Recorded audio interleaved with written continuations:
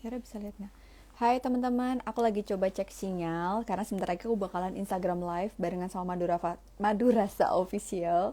Jadi buat kalian yang pengen ngobrolin tentang bagaimana melatih empati pada anak, nah habis ini aku bakalan ada di Instagram live mereka. Nah sekarang aku lagi cek sinyal dulu nih, suara aku aman ya? Jelas ya? Oke, baiklah kalau gitu. Aman sih ya? Nah tadi tuh kita coba IG live di Madurasa Official, tapi ternyata error di Instagram mereka gitu. Aku nggak tahu nih, aku lagi coba cek sinyal. Di sinyal aku tuh aman nggak sih? Aman ya kayaknya ya. Aman. Oke, baiklah kalau gitu teman-teman standby ya di IG aku dan Madurasa. Sampai ketemu. Dah. Hai, assalamualaikum teman-teman. Selamat sore. Aku pengen ngajakin kalian buat ngobrol di Instagram Live sore ini barengan sama Madurasa Official. Jadi mohon maaf kalau tadi sebelumnya kalian yang udah join di Madurasa Official Instagram ada masalah koneksi internet dan kita cobain ikhtiar kita terakhir untuk IG Live dari akun aku. Nah, tapi sebelum aku invite host yaitu Mbak Intan dari Madurasa Official, aku pengen tulis dulu deh apa sih yang mau kita bahas sore ini ya teman-teman. Oke, gimana sih cara nulis judul? Aku tulis judul dulu ya. Melatih empati pada anak sejak dini.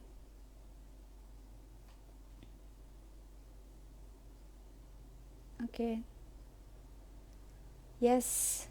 Jadi hari ini teman-teman semuanya, aku bakalan ngajakin kalian ibu-ibu, bapak-bapak semua yang ada di sini kok jadi nyanyi ya. Semuanya yang sore ini udah join di Instagram live aku. Halo, selamat sore semuanya. Salam dari Pekalongan, dari Jogja. Boleh dong tulisin di kolom komen ini kalian tuh ada di kota mana aja. Dan sorry banget, so sorry banget kalau tadi jam 4 sore yang udah join di Instagram live aku barengan sama Madurasa ternyata harus terjeda dan terputus. Jadi akhirnya kita coba untuk connect lagi di sini. Nah, sore ini kita bakalan ngobrol tentang gimana sih ngelatih empati pada anak sejak dini dan aku bakalan invite Mbak Intan sebagai host di Madurasa untuk join di Instagram nih. Waduh, dari Banten, Medan, Bandung, Jogja, Palembang, Garut. Ini seluruh Indonesia kayaknya ya. Salam kenal semuanya. Nah, ini sudah ada Mbak Intan. Hai Mbak Intan. Halo Mbak Ana, wah apa kabar Mbak Ana? Alhamdulillah baik. Ini suara aku jelas nggak? Gambarnya juga jelas Suaranya nggak? jelas banget, jernih banget, sejernih wajahnya Mbak Ana loh. Asik. Ini ikhtiar Mbak kita Ana lagi di terakhir mana ya Mbak Mbak Ana? Intan ya. Mhm. Apa? Ini ikhtiar kita terakhir ya. Kita pakai Oke. Instagram aku. Semoga lancar Ih, habis ini. jangan terakhir dong Mbak Ana, pokoknya kalau Oh putus kita jangan ya. nyambung lagi ya. Oke. Mbak Enggak Ana, maksudnya alhamdulillah senang ini banget nih lancar. Yes. hari ini kita Mhm. bisa ketemu bareng ya di live chatnya Madurasa_official. Mbak Ana tanpa berlama-lama lagi, mungkin dari Yap. tadi Hanimam sudah nunggu-nungguin, ih cepetan dong dibahas gitu ya. Oke, saya bakal langsung ajukan satu pertanyaan pembuka untuk Mbak Ana ya. Oke, Mbak Ana, kita bakal membahas seputar bagaimana kita ini bisa melatih empati pada anak-anak sejak usia dini. Nah, tapi mungkin ya, kalau misalnya di masa pandemi ini memang kata-kata empati, makhluk Mhm. empati ini sering banget terdengar di kuping kita gitu ya. Sebenarnya Yes. apa sih definisi singkat dari empati itu sendiri? Monggo Mbak Ana, silahkan. Nah, ini Mbak Intan. Jadi banyak yang kayak eh salah kaprah empati itu beda sama simpati ya teman-teman. Jadi Ah, kadang-kadang kan kita kayak bilang kita tuh harus bisa ngerti loh apa yang dia rasain gitu. Kasihan ya dia tuh eh, habis kena COVID. Kasihan ya dia habis ditinggal. Itu bukan itu maksudnya. Kalau kasihan itu tuh kita simpati gitu ya. Ada suatu perasaan yang beda. Tapi kalau empati ini bagaimana kita bisa memposisikan diri kita di posisi orang lain, betul-betul merasakan dan bisa memahami gitu ya di kondisi itu seperti apa gitu. Dan ini tuh dari banyak research yang aku temuin nih Mbak Intan ya, baca-baca banyak psikolog yang menemukan bahwa empati ini tuh kayak skill yang penting untuk kita bisa hidup bahagia dan penuh rasa syukur sebenarnya. oke, ini adalah kunci Mhm. bahagia dan bisa bersyukur gitu ya. Oke, Mbak Yes. Ana. Tapi Mbak Ana tadi berarti kalau misalnya dibilang empati itu levelnya di atas simpati dong kalau gitu ya? Ya, bener banget. Kalau Oke, simpati tuh oke, oke. nggak setinggi empati gitu. Oke, nah kalau misalnya Mhm. kita lihat atau dengar dari definisinya Mbak Ana, berarti kalau Mhm. misalnya menurut saya pribadi kesimpulannya memang penting banget ya kita ini memiliki Yes. rasa empati terhadap sesama ya. Untuk orang Mhm. dewasa pastinya harus punya banget, ini modal banget. Tapi untuk anak-anak Mbak Ana, Yap. apakah sepenting itu memiliki rasa empati? Nah, kalau Mhm. misalnya sepenting itu, apakah memang ini ada pengaruhnya untuk perkembangan karakternya nanti gitu pada saat dewasa atau gimana sih Mbak Ana, sepenting apa yang namanya empati ini harus kita tanamkan di jiwa anak-anak sedari dini gitu. Wah, ini penting banget, Mbak Intan. Empati itu justru malah menjadi bagian dari kecerdasan emosi yang akan membuat Hmm, anak kita itu bisa bertahan di dalam lingkungan sosialnya gitu. Jadi dia oke. akan memiliki lingkungan sosial di peer atau di teman sebaya. Akhirnya anak ini biasanya kalau empatinya tinggi dia akan punya banyak teman. Dia akan Hmm, bisa mampu mengatasi konflik atau problem solving dia bagus di lingkungannya.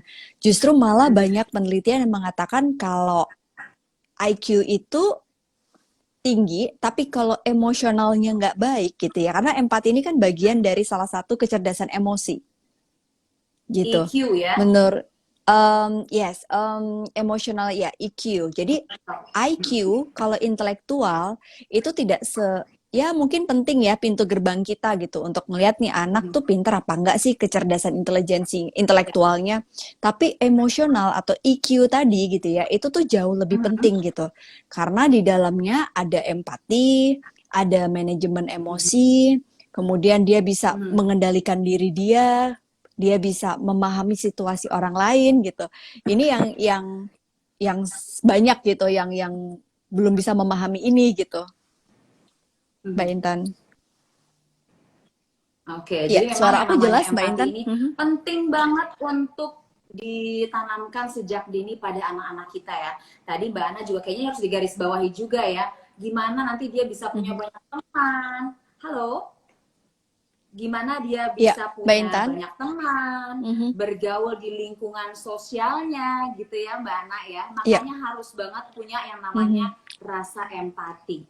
Tapi mohon maaf ya Mbak Ana, Oke. kita udah lama banget ini pandemi. Anak saya pribadi Mbak Ana, saya kerem alias saya kunci di dalam rumah, nggak boleh keluar main sama teman-temannya.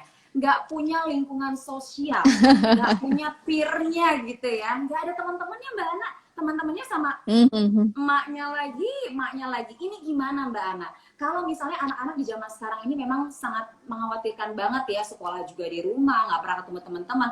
Apakah masih bisa nih kita menanamkan rasa empati dan menstimulasinya dengan maksimal? Kalaupun misalnya bisa, gimana caranya coba? Nah, ini justru di dalam pandemi ini, Mbak Intan, kita melihat empati ini menjadi salah satu yang bisa diajarkan oleh orang tua sejak dini gitu ya. Karena Ya. lingkungan terdekat anak hari ini adalah orang tua gitu. Setiap Ya. interaksi kita dengan anak ini akan memberikan satu nilai tentang empati. Apa sih yang bisa Hmm. dilakukan? Misalnya nih, sebelum dia memahami perasaan orang lain, ajak anak untuk mengenali emosi dia dulu gitu. Hmm. Karena kalau di dalam teori yang kita baca gitu ya, lingkungan terdekat anak, mikrosistem itu adalah keluarga. Nah, lingkungan teman-teman itu adalah mesosistem.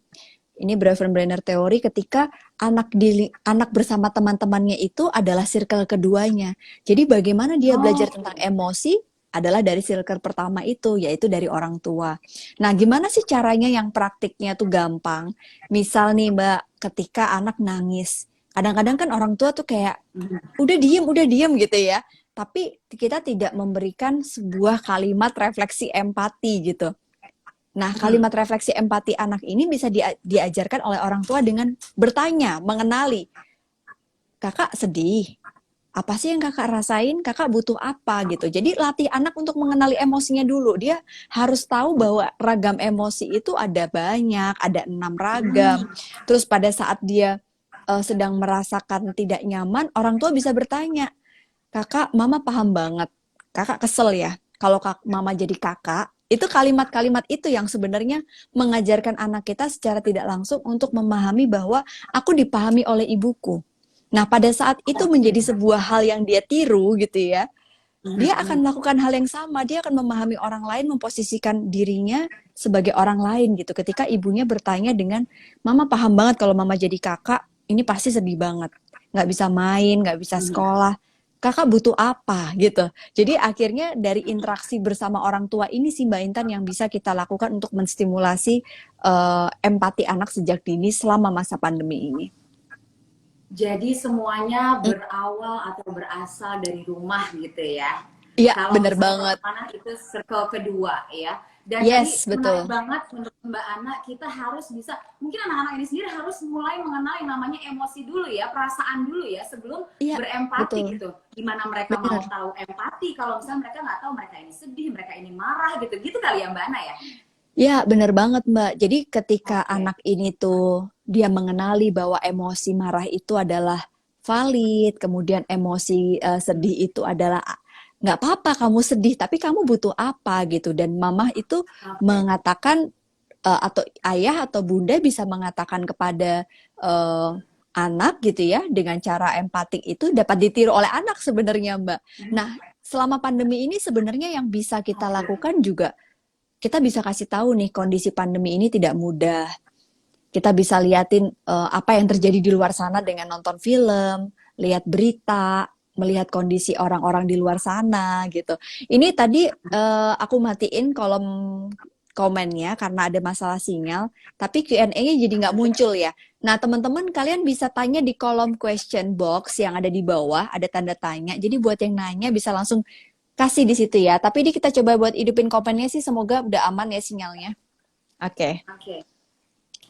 Oke, jadi memang anak kecil itu atau anak-anak ini memang meniru ya Mbak Ana ya. Kalau misalnya orang Iya, tuanya betul banget. bisa mencontohkan ya nanti anak akan mengikuti. Tapi ini menarik juga Mbak Ana bilang dari tontonan televisi gitu ya. Hmm. Berarti Mbak Ana kalau misalnya sekarang kita melihat anak-anak kita main gadget mulu ya, berarti tetap bisa dong ya kita memberikan muatan bagaimana berempati, pilih-pilih tontonannya, dibahas bersama anak-anak dan mulai deh tuh kita bahas mengenai perasaan, emosi, dan memvalidasi gitu ya perasaannya. Seperti itu kali ya Mbak Ana ya?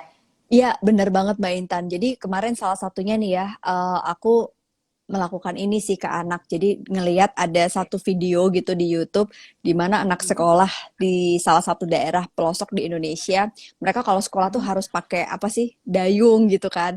Terus akhirnya aku Oke. bilang ke mereka, "Ini loh Kakak lihat nih, di luar sana tuh ada teman-teman kalian yang kalau sekolah harus begini gitu." Jadi sebenarnya nilai-nilai itu yang bisa kita bawa di dalam setiap interaksi dengan mereka.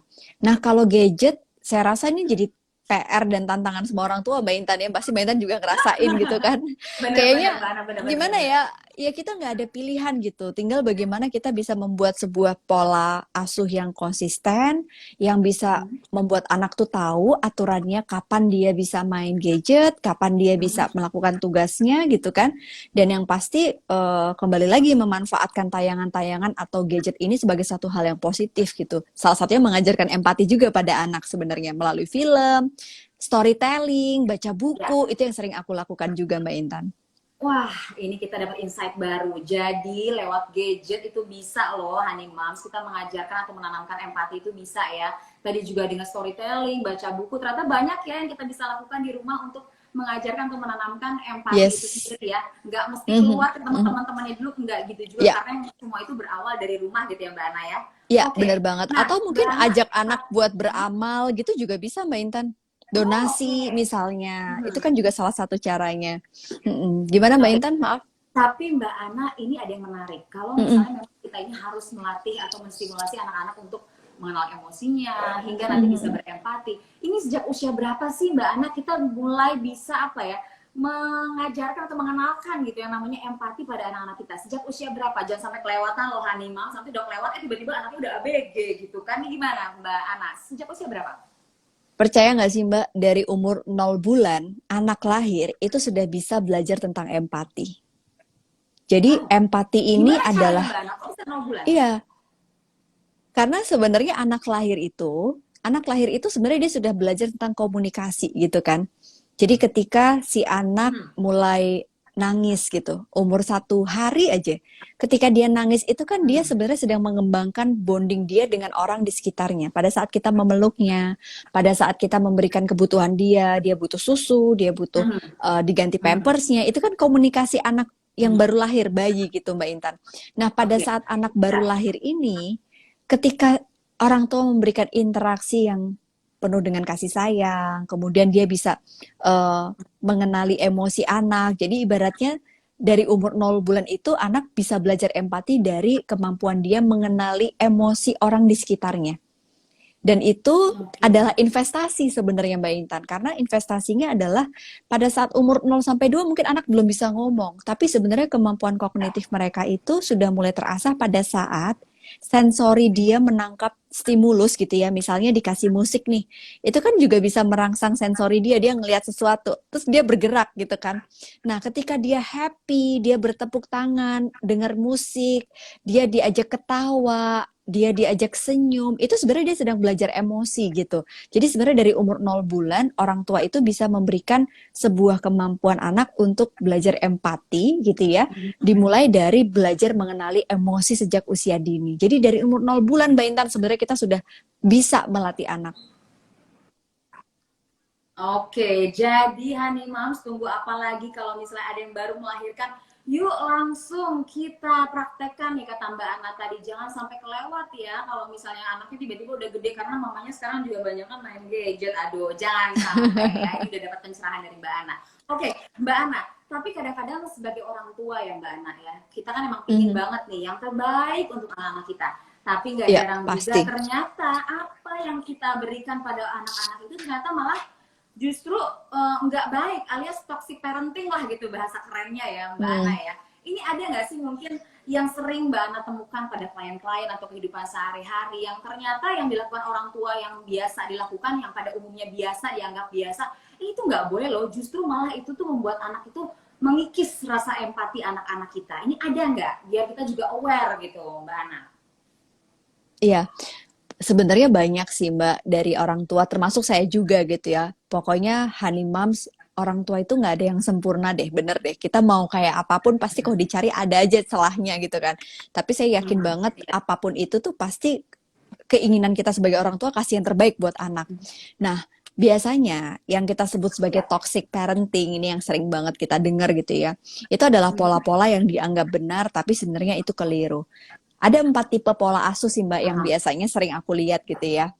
Kalau ini kita coba Oke. teman-teman honey moms, ada nggak para mama atau ayah atau bunda gitu ya, ketika memberikan anak itu sebuah dukungan, support gitu ya, semua yang anak butuhkan dikasih, kasih sayang, kemudian dikasih apa yang dia mau, yang dia butuhkan, yang dia minta, tapi nggak pernah dikasih target atau nggak pernah dikasih Hmm. semacam aturan. Misalnya nih, mah aku pengen pergi ya mah, ntar jam 10 malam gak pulang-pulang. Nah aku dugem dulu ya, boleh sayang gitu. Ini misalnya gitu ya. Padahal anaknya masih di bawah umur gitu kan. Ini Oke, oke, sebenarnya oke. maksudnya baik. Aku nggak mau mbak jadi orang tua yang toksik gitu. Tapi sebenarnya ini adalah toksik buat mereka, yaitu pola yang permisif kita sebutnya. Jadi Hmm. subpermisif ini adalah tipikal pola asuh yang dia itu tidak memberikan Udah ada aturan. demand ya, tidak ada aturan, loss gitu, tapi dia memberikan Hmm. semua kebutuhan anak. Jadi akhirnya anak bisa Oh, manja. Itu kan toksik juga sebenarnya nggak sih Mbak? iya, iya, Dia iya. gimana dia bisa mengenali empati gitu ketika semua yang dia kasih dikasih sama orang, semua yang dia minta dikasih sama orang tuanya. Dia nggak pernah mendapatkan challenge, dia nggak pernah mendapatkan sebuah hal yang sulit, dia nggak pernah dikasih target, nggak ada aturan. Ini biasanya tanpa Hmm. disadari orang tua pengen niatnya baik, tapi ini adalah toksik. Nah, yang Oke. kedua, ada yang unik lagi nih Mbak Intan. Apa tuh? Tipikal yang kebalikannya, dia nggak pernah kasih support, anaknya nggak pernah diapresiasi, Hmm. nggak pernah ditanya perasaannya apa, juara kelas juga biasa aja, nilai jelek juga dimarah-marahin, pokoknya kayak nggak pernah dianggap gitu ya. Tapi eh, Oke. ini apa namanya aturannya tegas. Kamu pokoknya harus Oke. kayak mama. Kamu harus begini, kamu harus begitu gitu. Nah ini yang Hmm. kadang-kadang orang tua punya ambisi anak ini harus jadi perpanjangan tangan dia gitu. Tapi nggak pernah dikasih support. Nah ini yang otoriter biasanya. Jadi anak-anak cenderung takut dan dia akhirnya nggak belajar empati dari orang tuanya, orang mama nggak pernah ngerasain jadi aku. Akhirnya tanpa disadari interaksi dia dengan orang lain juga akan sama gitu. Orang tuanya tidak pernah memberikan empati kepada mereka. Nah, tipe ketiga ini yang nggak pernah ngasih aturan, tapi juga nggak pernah ngasih support. Jadi cuek gitu. Orang tua punya kehidupan sendiri.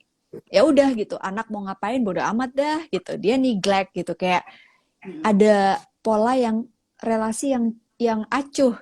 Nah, idealnya sebenarnya nih ya, kalau kita mau ngajarin empati, bagaimana anak ini kita berikan pola asuh yang otoritatif. Orang tua itu ternyata perlu loh memiliki konsistensi aturan yang tegas, asalkan konsisten. Misal nih, oke, mama akan kasih apa yang kamu minta gitu ya, support kamu dan lain sebagainya. Tapi kamu harus boleh main game, tapi waktunya sholat ya, waktunya sekolah ya, kerjaan dari sekolah homeworknya beres ya gitu. Jadi akhirnya mereka tahu gitu, ada waktu, ada kesepakatan dan ini adalah pola asuh yang sebenarnya ideal. Akhirnya anak bisa memahami, oh aku tuh boleh kok sama mama main game, mama ngerti kok aku butuh itu, tapi aku juga harus memahami mama gitu. Nah, komunikasi itu yang sebenarnya ada di dalam otoritatif yang bisa mengajarkan empati pada anak. Begitu sih, Mbak. Oke, jadi mudah-mudahan kita jangan sampai terjerumus tadi di ada yang buruk-buruknya tadi ya, yang ngelos aja anaknya jadi manja, nggak ada aturan. Kalau misalnya terlalu keras banget, tapi kita nggak pernah berempati, anaknya juga jadi nggak bisa merasakan empati gitu ya, Mbak Ana Yes, ya. betul, Dan betul yang banget. cuek-cuek banget, aduh jangan sampai juga. Oke, Mbak Ana, ini Ya. kalau misalnya kita ngebahas yang namanya melatih empati pada anak-anak gitu ya, saya sih Mhm. pinginnya ya, nggak cuma bundanya aja, nggak cuma moms-momsnya aja nih, dedi-dedinya, ayah-ayahnya juga ingin dong, harus dong ikutan berkolaborasi dengan bundanya supaya bisa nih lebih nancep lagi lah ilmu tentang empati itu. Gimana sih Mbak Ana, pengen tahu dong tips dan triknya kalau Mbak Ana sendiri di rumah dengan suami, pembagian kerjanya itu seperti apa untuk menanamkan empati? Apakah sama-sama gitu 50-50 porsinya atau gimana Mbak Ana? Iya, Mbak. Nah, ini salah kaprah yang sering banget nih honey moms terjadi pada pola pengasuhan. Biasanya tuh dianggap tugas pengasuhan tuh tugas ibu, tugas mama gitu ya. Nah, Benar. ini tanpa disadari tuh jadi salah kaprah yang apa ya, membuat anak jadi nggak bisa belajar tentang empati dan emosi dari ayahnya. Dia misalnya melihat, kok mamaku tuh capek banget sih ngurusin aku, ngelihat kerjaan rumah, papa kok main handphone sendiri, misalnya kayak gitu. Itu Ups. tanpa disadari, atau sebaliknya, ada juga yang sebaliknya Mbak, papanya yang ngurusin anaknya atau ya mamanya asik sendiri dengan handphonenya gitu. Dan akhirnya karena saya percaya banget sih anak yang memiliki empati ini adalah mereka yang lahir dan dibesarkan biasanya oleh kedua orang tua yang berperan bersama-sama untuk mengasuh mereka. Kenapa? Karena porsinya tuh pas gitu. Ayah tuh bisa memberikan permainan yang seru buat anak. Si ibu ini bisa memberikan pola asuh yang sifatnya mengasihi gitu ya, dengan dirawat dan lain sebagainya. Jadi kalau saya pribadi pembagian tugasnya adalah fleksibel sih Mbak Intan, kayak saya selalu komunikasikan kepada suami gitu. Kalau misalnya besok ada kerjaan jam sekian, kita bagi waktunya gitu. Karena kan kadang-kadang pagi sekolah online ini tantangan banget ya Mbak Intan ya buat kita Bener semuanya banget. gitu kan. Jadi akhirnya kalau memang suami saya bisa handle, dia yang handle. Nanti kita bahas di malamnya. Tapi saya udah ngomong dulu, Kak, maaf ya. Oh ya, mengatakan maaf, terima kasih, itu adalah kalimat-kalimat yang sebenarnya orang tua tuh perlu latih gitu. Saya hal sepele sih, kayak misalnya, maaf ya kak, mama besok harus kerja pagi banget, jadi mama nggak bisa nemenin kakak buat sekolah. It's okay ma gitu. Jadi anak tuh merasa bahwa, oh aku itu penting ya buat mamahku. Terus tapi ada papa kok kak gitu. Nah, kadang-kadang ini yang kita lupa gitu kan, Mbak. Kita pikir anak tuh bisa paham, padahal sebenarnya mereka tuh butuh belajar itu juga dari kita gitu. Dan biasanya saya sama suami kalau udah malam, kita tuh punya quality time yang kita emang atur kalau bisa nggak ada kerjaan gitu ya. Kalaupun ada kita ya bentar lah kerja bentar terus balik lagi. Pokoknya harus ada antara baca buku atau nonton film bareng. Jadi itu adalah cara kita untuk punya bonding. Setelah nonton film, biasanya kita nanya, what do you feel kak? Apa yang kamu rasain? Itu saya sering banget nanya gitu. Wih, kalau kakak jadi Peter Rabbit kira-kira gimana? Misalnya nonton Peter Rabbit gitu ya. Dia akan bermain tentang imajinasinya, terus baca buku juga dia akan Mhm. cerita. Misalnya ada cerita yang menyedihkan gitu kan. Terus dia bilang so sad mami gitu. Ya, coba kalau kakak jadi Mhm. dia apa yang kakak rasain? Dia ngomongin perasaannya. Jadi sebenarnya dari baca buku dan film itu Mhm. adalah hal yang saya sama suami lakuin sekarang sih Mbak. Jadi itu yang bikin kita ngerasa penting untuk mereka.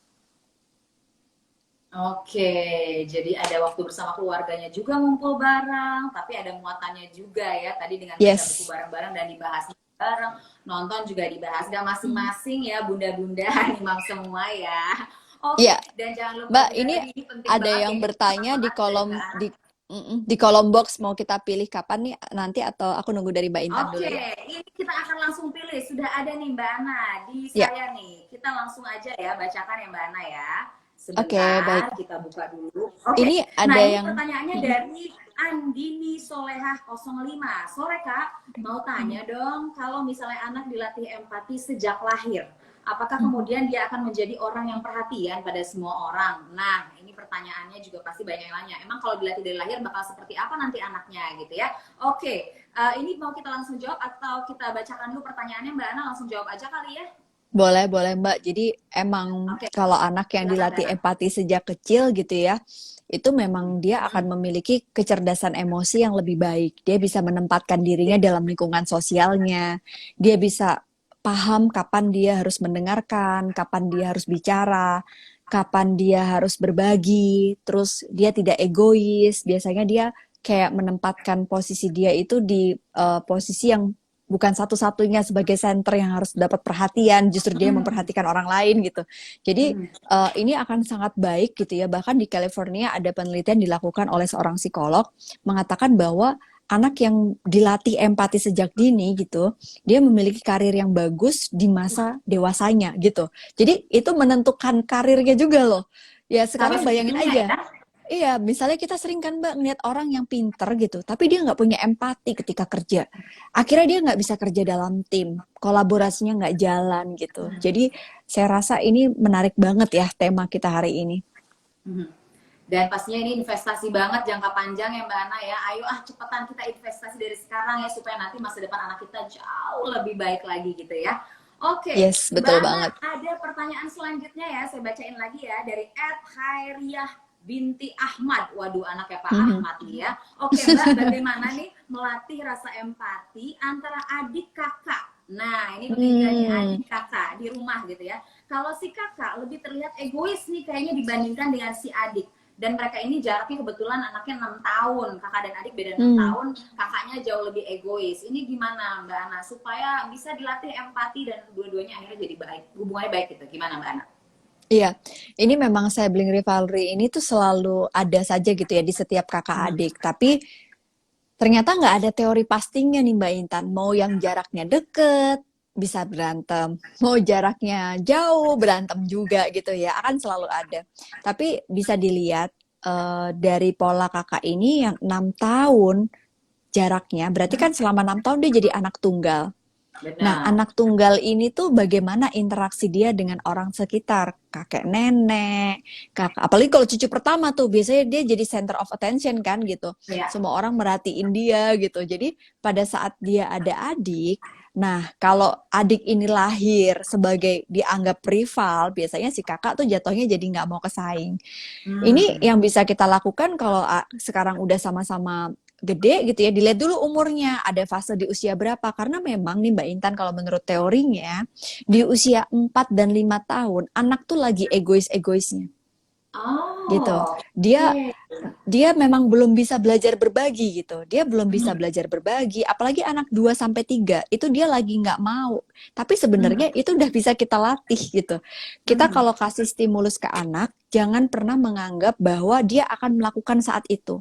Tapi Oh. mungkin dia akan menyerapnya pada saat usia tertentu, apa yang kita berikan dalam pengasuhan kita itu akan dia apa ya keluarkan gitu, akan Hmm. terlihat hasilnya gitu. Jadi kayak orang investasi, tadi Mbak Intan sempat bilang investasi, kalau kita nabung kan kita nggak langsung jadi kaya kan gitu, Ah, betul pasti betul. akan ada prosesnya.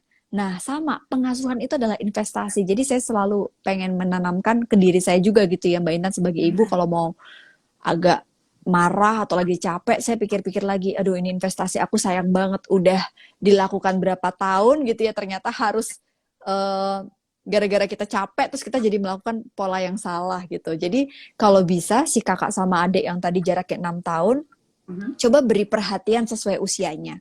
Terus Oke. bisa bagi tugas nih, ayah misalnya sesekali ngajak main si kakak doang, diajak Hmm. pergi berdua gitu.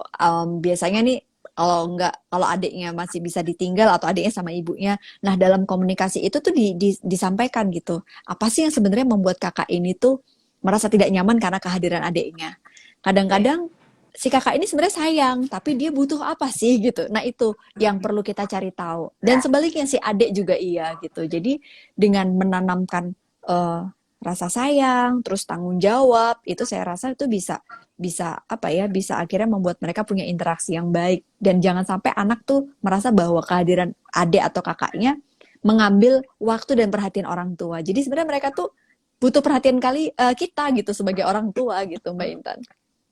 Benar, dan perhatiannya yang adil gitu kali ya, sesuai usianya juga tadi Mbak Ana ya. Biar nggak Yes, betul banget. sirik-sirikan gitu. Aduh, oke, ini langsung saya praktekkan Mbak Ana karena saya juga punya nih anak-anak yang seusia tadi. Langsung. Oke. Terima kasih Mbak Ana ilmunya. Dan Sama-sama selanjutnya Mbak Mbak Ana Intan. ini ada pertanyaan lagi Mbak Ana. Hari ini banjir pertanyaan. Oke, Mbak Ana dari Iya. Nancy Fonda. Mbak Ana, gimana ya caranya mengetahui anak kita ini udah mampu untuk berempati sama lingkungannya, udah atau belum? Nah, ini gimana cara kita taunya gitu. Anak ini Iya. udah bisa empati atau belum gitu kan? Kayaknya Umur kalau berapa empati kan nih? bukan ilmu gitu yang ada Yes, betul. teorinya gitu, enggak ya gitu. Gimana Benar-benar. tuh Mbak Ana? Tapi sebenarnya Mbak Intan ini nggak bisa kita pukul rata ya. Kita lihat usianya berapa. Karena kan Oke. ekspresi anak berempati itu akan dilihat dari usianya. Kalau Hmm. anak di bawah 5 tahun, sepele sih, sederhana. Tapi itu bermakna banget. Misal, ketika dia punya mainan atau dia punya makanan, dia mau berbagi. Itu udah Hmm. menunjukkan dia punya empati yang baik. Terus Ya. pengelolaan emosinya tuh ketika dia marah, ketika dia sedih, dia bisa memberikan perasaan itu gitu. Jadi ketika anak nangis, itu justru kesempatan kita untuk bisa memberikan pelajaran tentang empati ini gitu. Iya Hmm. kak, mama paham banget, mama ngerti kakak sedih banget. Oke, kalau kakak sedih, kakak butuh apa? Mama bisa bantu apa? Oke, mama Hmm.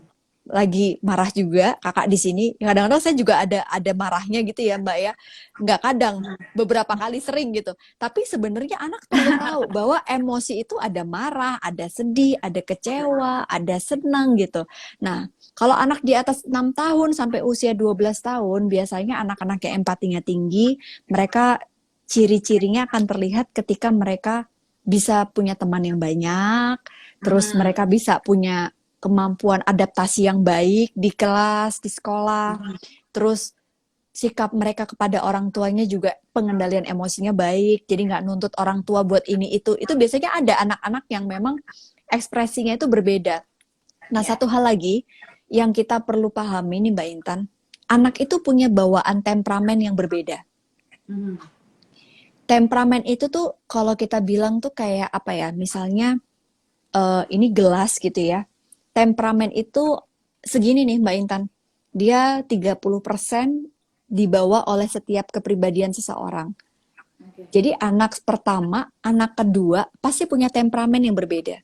Beda. Hmm. Ya nggak sih Mbak Intan, anaknya Ya, coba betul. dilihat. Anak saya yang Beda-beda pertama banget. temperamennya beda banget sama yang kedua gitu kan. Hmm. Nah, si 70% yang di atasnya ini adalah karakter atau kepribadian dia yang dipengaruhi oleh pola asuh, Hmm. lingkungan, interaksi dia dengan sekitar gitu. Jadi kadang-kadang karakter bawaan dia atau temperamen dia ini yang akan menunjukkan nih anak tuh empati terlihat ekspresif tidak sih gitu. Ada yang empati tapi dia lebih diam. Nah, akan Hmm. diukurnya ketika dia sudah bisa di dalam lingkungan sosial. Itu yang akan terlihat maupun dia berinteraksi dengan orang terdekatnya atau orang tua atau keluarganya itu bisa kelihatan. Anak ini nggak egois, dia bisa memahami kondisi, misalnya dia pengen apa nggak keturutan, anak ini bisa mengendalikan emosinya. Nah itu sebenarnya adalah bagian dari empati juga sebenarnya Mbak Intan. Oke, Jadi harus dilihat dulu ya dari usianya seperti apa dan jangan dipukul rata ya. Kalau anak tetangga udah bisa berbagi makanan, anak kita belum, ya belum tentu juga. Siapa tahu ada yang lainnya ternyata anak kita udah bisa berempati di sisi yang lain gitu ya Mbak Ana ya. Iya, Oke, harus betul banget. dilihat juga dari tadi karakternya seperti apa. Berarti kalau ngomong-ngomong tentang empati, gimana anak itu mau berempati? Dia harus pernah ngerasain diempatiin dulu gitu kali ya nggak sih Mbak Ana? Sangat penting, yes. Ya, itu Oke, dari oke, orang oke. tua sebenarnya. Hmm. Karena ya children see, children do gitu. Dia bisa ngelihat Hmm. dan siapa yang dilihat orang tuanya. Interaksi Hmm. kita dengan mereka, dimulai dari mengenali emosi tadi gitu. Baru dia merasa ketika oh ini ya empati. Jadi dia melakukan itu sebenarnya interaksi Hmm. itu yang akan membuat dia belajar empati. Oke, nah saya juga akan berinteraksi lagi dengan Honey Moms. Yuk silakan Honey Moms yang punya pertanyaan buat Mbak Ana Lisa Widianingrum langsung aja. Tuliskan pertanyaan Anda, nanti kita akan bacakan dan kita akan membahas bersama-sama Mbak Ana ya, Mbak Ana ya. Yes, bener banget. Oke, karena Boleh, boleh temanya hari Mbak. ini seru banget, yaitu mengenai bagaimana kita ini bisa melatih empati anak sejak dini. Yang ternyata menurut Mbak Ana, ini bisa banget loh dilakuin sejak dia ini usianya 0 gitu ya. Dilatih merasakan berbagai emosi gitu, memvalidasi apa yang dia rasakan, dia butuh apa gitu ya. Dan akhirnya dia akan menerapkan itu ke sekitarnya gitu ya Mbak Ana ya. Iya, bener banget, Mbak. Oke. Ini ada Oke. pertanyaan di kolom box question. Saya coba pilih ya, Oke, Mbak Intan ya. boleh Mungkin boleh Mbak Intan silakan nggak Mbak Ana bisa lihat silakan. ya, jadi saya coba untuk show di Iya, sini. saya berdoa nih Mbak Ana. Izin izin bertanya, Mbak Ana, bagaimana cara kita untuk mengenalkan perasaan atau emosi pada anak? Nah, ini menarik ya. Tadi sempat kita bahas nih, teman-teman, Honey Moms, bahwa ketika anak itu menangis atau anak itu diam atau dia tidak melakukan sesuatu yang kita perintahkan, pasti dia tuh menyimpan perasaan tertentu atau dia mendapatkan sesuatu terus dia happy gitu kan. Nah, kadang kita lupa yang kita tanya itu adalah kamu kenapa gitu. Kalau kamu kenapa dia bingung. Nah, Iya. coba mulai dengan pertanyaan yang kamu ngerasain apa? Kakak ngerasain apa? Apa yang kakak rasain? Nah, itu kan kadang-kadang aneh ya kalau kita nggak pernah kayak gitu gitu kan. Kakak, Hmm. apa yang kakak rasain? Kakak kesel. Kasih contoh, emosinya apa? Misalnya dalam situasi dia lagi nangis. Kakak kesel. Kakak kecewa. Oke, kakak butuh apa? Apa yang bikin kakak kecewa? Gitu. Jadi akhirnya dia cerita gitu kan. Nah, sebenarnya bagian itulah yang membuat anak tuh belajar tentang emosi sejak usia dini. Nanti pada saat usia tertentu, ketika dia bisa mampu mengenali perasaan dia, emosi dia akan mampu mengendalikannya gitu tanpa butuh bantuan orang lain atau mungkin dia bisa punya coping stres yang baik gitu, Mbak Intan. Oke, Dan oke. tadi udah kita bahas juga ya storytelling, kalau anak masih kecil bisa kita bacain buku, terus dia kita tanya, kalau kamu jadi ini apa yang kamu rasain, nonton film, coba dia minta buat jadi tokoh salah satu yang ada di film itu adalah hal sederhana yang sebenarnya bisa kita ajarkan juga untuk mereka mengenali emosi. Bermain Begitu boneka Mbak bisa juga Intan. ya Mbak Ana ya. Ya, betul banget. Itu jadi kayak kayak apa ya? Kayak hal sederhana yang kita lupa, tapi itu bisa menjadi pengaruh yang besar Luar untuk biasa mereka. ya.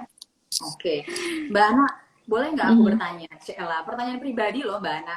Ini kayaknya kalau misalnya empati, ini Mhm. kadang-kadang saya sejujurnya kayaknya agak skip nih melatih Mhm. empati anak sejak dini. Nggak tahu ya, ini ketika besar anak saya kurang rasanya kok kayaknya kalau ditanyain kurang begitu terbuka sama orang tuanya Mhm. gitu. Mhm. Kakak, kenapa? Kakak kesel?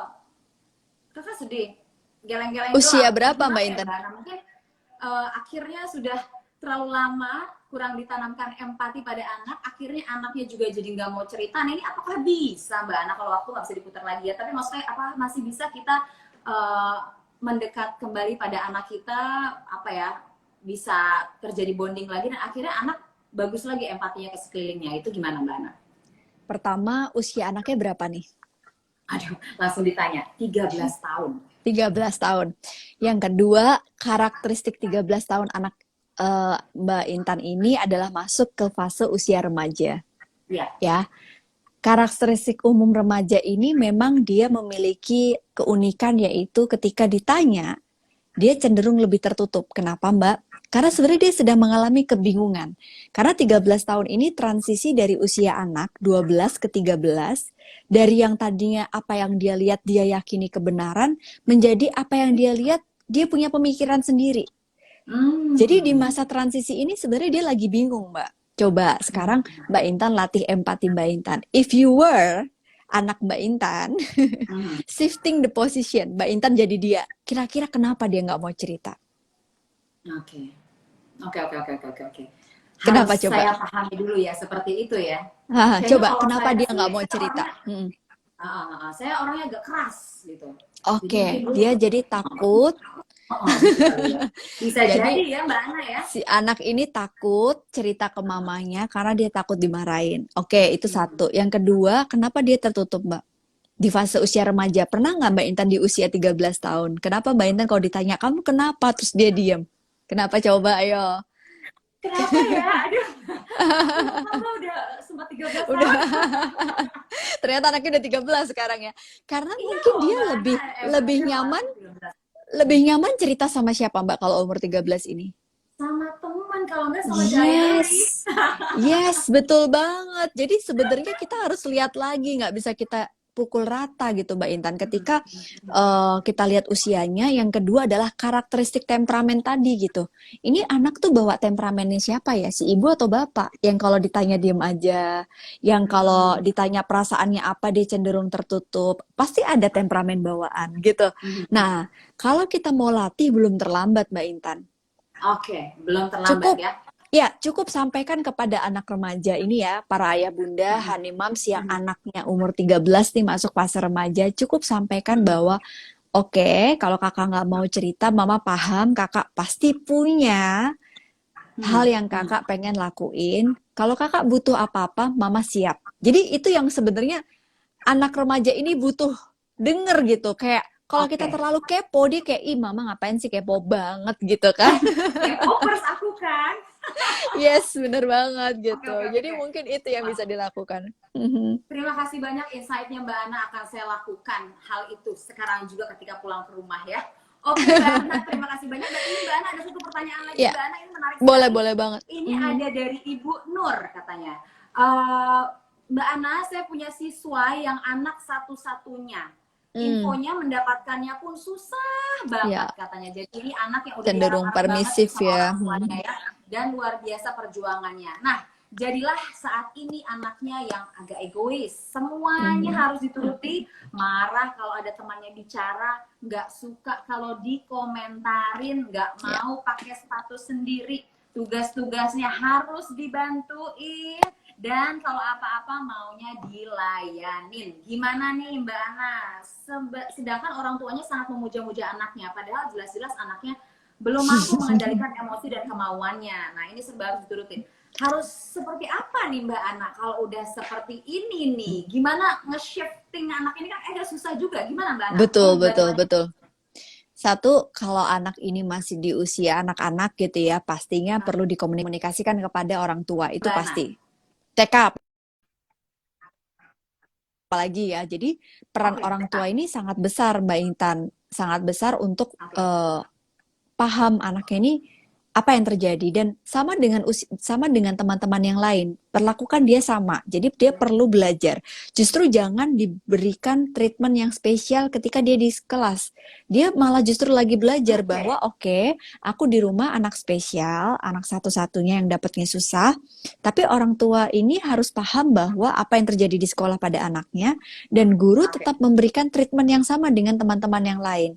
Gitu. Justru malah anak ini perlu diberikan perhatian Bu Nur untuk bisa berbagi sama yang lain. Kasih kesempatan dia untuk memaafkan teman. Kalau dia misalnya berantem gitu ya, jangan berikan dia spesial karena dia anak satu-satunya nanti orang tuanya bakalan marah nih. Justru jangan itu. Justru dia harus belajar tentang ternyata kalau aku di sekolah tuh beda ya. Aku belajar sesuatu konsep bahwa aku tidak sespesial di rumah. Nah, itu yang sebenarnya orang Oke. tua guru harus lakukan. Oke, jadi nggak pilih kasih, udah perlakukan sama aja dengan siswa-siswa yang lain ya. Justru ini Ya, ajang untuk mendidik anak ini ya, Mbak Ana ya, ya. dan Tapi komunikasikan kepada orang tuanya. Itu yang penting itu, tentang progres anak itu. ini. Oke, jadi harus dikomunikasikan pada orang tua ya. Karena sayang juga kalau misalnya di sekolahnya udah bagus, di rumahnya masih tetap dimanja-manjain, gimana ya Mbak Ana? Agak kasihan juga ya. Dan itu susah Oke, juga nah sih ya. tapi harus tetap semangat ya buat Ibu Nur ya menghadapi beragam siswi-siswanya ya di Dan TK mungkin apalagi ya Mbak Ana ya. Bu Nur juga bisa Gemes-gemesnya. Bu Nur juga bisa berempati sama orang tua yang bersangkutan, Ibu dapatnya susah, lama, ya nggak sih? Jadi Iya bener empati itu banget. dimulai dari diri kita sendiri sebenarnya. Oke, Mbak Intan? Oke, benar. Iya. Harus ada empati dari Bu Nurnya juga ya. Oke, Mbak Ana ini ada pertanyaan lagi nih. Nah, ini kayaknya untuk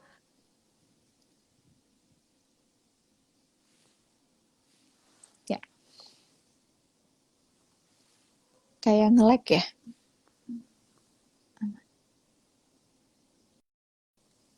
Yang nge-lag. Apa Mbak Intan? Teman-teman, ini di aku Mbak Intan yang nge-lag. Coba ya. Boleh dong dikasih komen di bawah Mbak Intannya. Oke, ternyata Madurasanya lagi live. Ya, sorry banget nge-lag.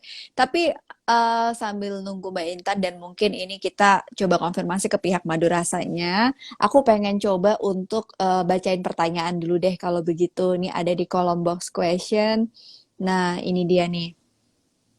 Cara mengajari anak usia 5 tahun sekarang susah banget ngontrol emosi, gampang marah gimana ya. Nah, ini anak 5 tahun itu, honey moms ya, para ayah bunda, itu memang anak ini lagi mengalami transisi dari usia taman kanak-kanak persiapan masuk SD, ya kan?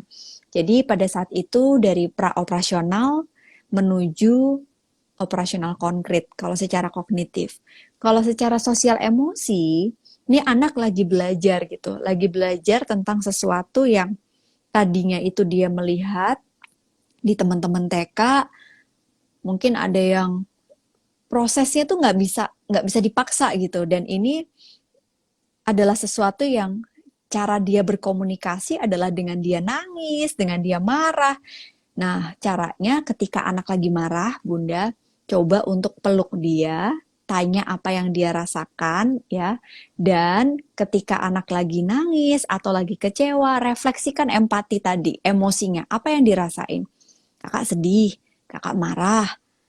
Oke, mama bisa bantu apa? Kalau dia dipeluk nggak mau, dia masih tantrum, biarkan dia sendiri dulu. Kasih waktu. Nanti kalau udah ya, anak 5 tahun ini, pengalaman saya nih ya, anak saya barusan banget melewati usia ini dan tahapan ini, dialihkan dengan permainan. Coba deh, jadi misalnya kayak, sini kak, kakak, lagi nangis gitu, lagi marah, coba kak, main bola yuk sama papa yuk. Dia pasti gampang lupa. Jadi sebenarnya pengalihan emosi ini sangat tepat untuk anak usia 5 tahun, Bunda. Oke, ini ada kabar dari Madurasanya belum ya? Oke, mohon maaf ya teman-teman. Kayaknya nge-lag. Aku coba sambil jawabin pertanyaan. Oke, ini dia nih. Eh, baik, ini dia nih. Bagaimana menginfokan... nih, kayaknya ini penting juga ya. Sebagai seorang guru nih ya Bu Nur ya, menginformasikan kepada orang tua, antara guru dan orang tua menciptakan empati dan kemandirian. Ibu kalau guru TK itu ya, saya rasa itu tantangan banget gitu. Jadi ketika orang tua nggak terlibat, ini akan menjadi PR untuk guru di sekolah, ya kan? Mungkin saya rasa komunikasi informal melalui WhatsApp dengan orang tua atau wali murid, itu sekarang kayaknya pandemi ini kan orang tua jadi terlibat gitu ya, Bu Nur ya. Nah, ini bisa dilakukan juga. Baik. Kemudian pertanyaan berikutnya.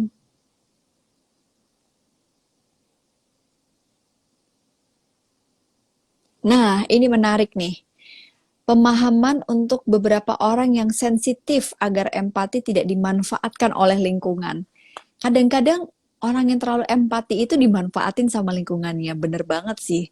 Jadi anak juga perlu diberi pelajaran untuk mengatakan tidak.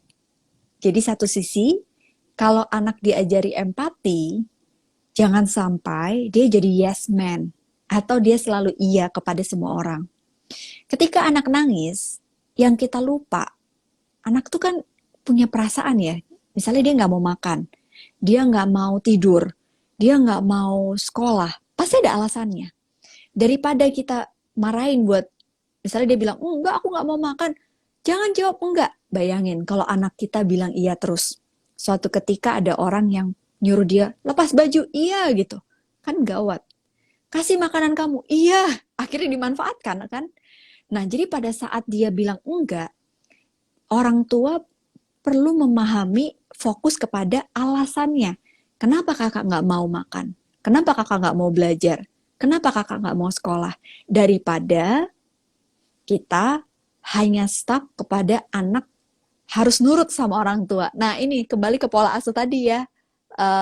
Parents kalau misalnya orang tua itu selalu bilang iya, maka akhirnya jadi permisif gitu kan. Jadi tetap harus ada otoritatif dan ajarkan anak untuk bilang tidak. Oke, berdasarkan info ini dari Madurasa udah join. Kita coba ya untuk invite lagi. Bismillah, semoga sinyalnya aman karena kita akan umumkan pemenang ya di akhir sesi Instagram Live ini. Hai Mbak Intan, saya berempati kepadamu. Memang koneksi mempengaruhi prestasi pemirsa ya. Jadi saya berempati, nggak apa-apa. Ini di luar kendali kita. Yes, Mbak tadi aku sambil kenapa sinyalnya begini? Oke, Mbak, nggak apa-apa Mbak. Silakan masih dilanjutkan lagi tadi penjelasannya Mbak. Ini menarik Mbak Intan. Tadi ketika ada pertanyaan, Mbak Ana bagaimana memberi pemahaman anak-anak yang sensitif supaya empati itu tidak dimanfaatkan lingkungan. Jadi memang ya salah satu challenge dari ketika kita terlalu memberikan empati. Pokoknya kalau terlalu berlebihan tuh kan nggak bagus ya Mbak di mana-mana. Jadi pada saat anak belajar empati juga sambil diajarkan untuk dia bisa melihat situasi mana dia harus bilang tidak. Gitu. Kadang-kadang misalnya nih orang tua melarang anak dan anak bilang enggak, terus kita langsung marah. Nah, ini anak jadi selalu bilang iya dan ini bahaya juga untuk anak ke depannya. Mbak Intan kayaknya nge-lag lagi ya? Oke, baiklah kalau begitu. Oke, teman-teman, ini kayaknya ada masalah koneksi dari Mbak Intan, dari Madurasa. Aku mohon maaf banget yang sebesar-besarnya. Kita berempati ya. Kadang emang yang paling gemes dari Instagram Live itu adalah sinyal. Jadi kita balik lagi ngobrol ya. Koneksi mempengaruhi prestasi. Yes, itu adalah quotes hari ini 2021 selama pandemi. Oke, aku coba untuk jawab pertanyaan dari teman-teman semuanya. Ini pertanyaan berikutnya sambil nunggu Mbak Intan dan habis itu kita coba untuk closing ya habis ini ya. Mungkin nanti pengumumannya akan diumumkan di Instagramnya Madurasa. Jadi buat kalian yang pengen tahu siapa yang bakalan dapat gift dari Madurasa, kalian follow Instagramnya Madurasa Official. Terus nanti akan diumumkan di situ. Gitu kali ya. Oke, baiklah. Nggak apa-apa Mbak Intan, tenang aja. Ini memang koneksi hari ini adalah sebuah prestasi kita dan kadang-kadang nggak bisa diduga. Oke, ini pertanyaan terakhir yang akan aku jawab dari teman-teman. Mohon maaf, ini banyak banget yang nanya, tapi aku coba untuk jawab yang ini nih. Yes, jangan sampai orang tua di sini jadi ketakutan ya, wah anakku sering nangis. Ibu, anak umur 1 tahun 4 bulan itu nangis memang cara dia berkomunikasi. Jadi ketika anak menangis jangan lantas kita berpikir anak kita nggak punya empati gitu ya. Justru ini cara kita belajar atau membuat dia belajar tentang empati. Pada saat anak nangis cari tahu dulu. Ini nangisnya kenapa? Apakah karena dia lapar? Apakah karena dia haus? Atau dia sebenarnya pengen ganti pampers, kan itu harus dicek kan. Aku ingat banget anak umur segitu kan nggak bisa ngomong, jadi bisanya nangis.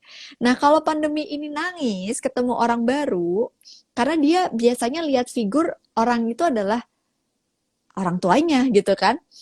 Jadi pada saat ini sangat wajar kalau dia nangis, buat dia tenang dulu, jangan dipaksa, bertahap. Nanti kalau pandeminya udah agak reda, tenang aja, nanti bisa ada kok momen dia akan belajar di lingkungan sekolah maupun di lingkungan rumahnya. Oke, ini infonya terakhir nih ya, Mbak Intan mau join. Tapi aku belum lihat request dari Mbak Intan dari Madurasa. Oke, belum ada requestnya. Oke, ini udah ada sekarang. Baik, kita sekalian mau closing teman-teman karena udah jam 5 lewat dan sebentar lagi mau ibadah sholat maghrib. Thank you banget Halo, untuk yang udah join. Mbak Intan, silakan Mbak Mbak Intan. Ana. Waduh, ini sampai ke penghujung acara sinyal kita masih begini ya. Nggak masalah Mbak Ana, tapi Mbak Ana sudah memberikan penjelasan yang luar biasa banget. Tadi saya sempat mendengar juga. Mbak Ana, ini Yes. sayang kita sudah sampai di akhir acara Mbak Ana. Iya, sayang sekali. Oh, Ini ya, semoga walaupun kita sempat agak ngelek-ngelek, para Hanimams tetap dapat ilmu dan juga informasi yang menarik di obrolan sore kita. Oke, Mbak Intan, pastinya Mbak silakan Mbak. Ana. Ini pada nggak sabar pengen tahu pengumumannya nih. Nah, itu dia. Mbak Ana tetap bersama saya ya, jangan kemana-mana dulu Yes. ya. Oke, buat Hanimang semua, sekarang saya langsung akan aja umumkan 10 orang pemenang di hashtagnya Madurasa bersama kalian ya. Yang pertama di @febrika.mutiara. Yang kedua @reniristi Valeri. Oke, yang ketiga @dangdeo. Oke, yang keempat @Fetri Dwi Amlika HMID. Ini tulisannya dokter banget loh. Saya bacanya agak-agak sampai narik urat. Tapi ingat mindful, nggak boleh. Oke, selanjutnya adalah di @aldila MHRN. Selanjutnya di @glowchow. Selanjutnya di @mas NDA. Ada lagi di @siska Septiani. Yang kedelapan @Beni Ardi. Dan yang terakhir Queen Aureli. Wow, oke, selamat ya buat 10 Hanimams yang sudah berhasil mendapatkan giveaway atau hadiah hampers nanti dari Yeay. Madurasa. Tapi buat Hanimams yang belum beruntung ya, tenang aja karena semua Hanimams akan dapat hadiah langsung dari Mbak Analisa Widyaningrum. Deg-degan gak tuh? Mbak Ana, mau dong bagi-bagi hadiahnya pesan-pesan aja deh buat para Hanimams sebelum menutup acara kita sore hari ini. Oke, Hanimams, sekali lagi thank you banget yang udah join di Instagram Live aku barengan sama Madurasa Official. Mohon maaf kalau ada banyak teknis tadi ya, tapi aku rasa obrolan kita tetap seru dan pertanyaannya juga banyak banget Mbak Intan. Yang maaf kalau nggak bisa dijawab satu persatu. Nah, kembali ke tema kita, melatih empati sejak dini bersama Madurasa ini pengennya sebenarnya adalah apa ya? Jadi sebuah gambaran bahwa pandemi ini tuh kan sulit ya untuk semua anak-anak kita dan semua orang tua di dunia. Dan satu-satunya kekuatan yang bisa membuat kita bertahan di pandemi ini adalah kalau kita itu bisa kuat secara mental dan sehat secara mental. Tapi ternyata anak-anak kita ini sekolah online, nggak bisa ketemu teman-teman. Jadi ada khawatir dong kalau anak kita tuh sosial emosinya gimana sih? Nah, kembali lagi bahwa sekolah pertama anak adalah orang tua, jadi kitalah yang bertugas mengajarkan empati pada anak. Dimulai dari mana? Dimulai dari empati kita sebagai orang tua kepada anak. Contoh, anak sekolah online, terus dia ngantuk, jangan dimarahin. Coba kita taruh empati kita ke mereka. Shifting the position. If you were anak kita gitu ya, kenapa sih mereka kok nggak semangat? Ya bosen kali mah di depan laptop. Nah, daripada kita salahin dia, coba gali emosinya. Ajak dia berinteraksi dengan hal-hal yang seru dan menyenangkan. Nonton film, baca buku, terus tetap koneksi sama teman-temannya lewat video call, ajak sepupu yang mungkin circle dekat gitu ya, yang kira-kira bisa main bareng. Kalau nggak video call atau mungkin kita yang jadi temennya untuk terus menguatkan dia bahwa pandemi ini berat, jangan bikin anak tambah stres berat gitu ya. Pastikan, Dek, Kak, Mama selalu ada buat kalian. Dan kalau bisa pandemi selesai itu yang kalian ingat adalah hal-hal yang happy. Hal-hal yang bikin kalian tuh seneng ada papa mama di sini. Itu yang perlu kita tanamkan selama masa pandemi ini. Jadi dimulai dari orang tua yang sehat secara mental, yang empatinya tinggi, akan memiliki anak yang kuat juga empati yang tinggi. Semoga bermanfaat Mbak Intan. Sorry banget agak keburu-buru, tapi ini Gak kayak ngerangkum dari apa-apa. awal sampai akhir. Semoga ini sesi yang bisa kasih inspirasi. Thank you Madurasa. Oke, terima kasih banyak Mbak Analisa Widianingrum. Mudah-mudahan Mbak Ana selalu sehat, sukses selalu dengan APDC-nya ya. Dan Thank juga you Mbak Mbak Ana terus bisa Intan. menginspirasi kita semuanya. Terima kasih banyak Mbak Ana. Jazakillah khair. Oke, Sama-sama. Honey Mhm. Moms, pandemi bukanlah alasan untuk kita menyerah. Empati pada anak-anak kita harus terus kita asah. Karena anak-anak yang mampu berempati tentunya bisa menjadikan kehidupan yang jauh lebih indah. Dan ingat Honey Moms, semuanya berawal dari rumah. Saya Intan Nitya Sastra pamit. Terima kasih banyak atas kebersamaan kita sore hari ini. Jangan lupa untuk terus saksikan Instagram live-nya Madurasa tentunya hanya di @madurasa_official. Sampai jumpa lagi Honey Moms. Dadah. Thank you Mbak Assalamualaikum Intan. warahmatullahi Aku wabarakatuh, save Mbak ya. Ana. Terima kasih. Waalaikumsalam. Thank you.